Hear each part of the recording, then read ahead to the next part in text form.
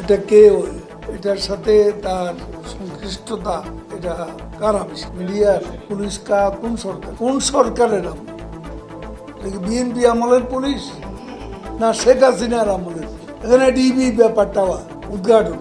কিন্তু একটা বিষয় হচ্ছে, মামলা হওয়ার আগে এবং মামলা শাস্তি হওয়ার আগে নিয়ম অনুযায়ী কাউকে অপরাধী বলা যায়, এটাই খুব সাহস। কিন্তু ওই সব সাহস আওয়ামী লীগের আছে।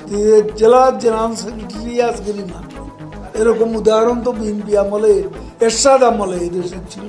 এটা এখন কি কারণে মির্জা ফখরুল বলেছেন সরকার হলো এই দেশে বিএনপি বন্ধু হতে পারে সেই সরকার, যে সরকার একটা নির্বাচনে বিএনপিকে অ্যাবসলিউট মেজরিটি পাওয়ার নিশ্চয়তা দিতে পারবে, সেই সরকারই তাদের বন্ধু হতে পারে।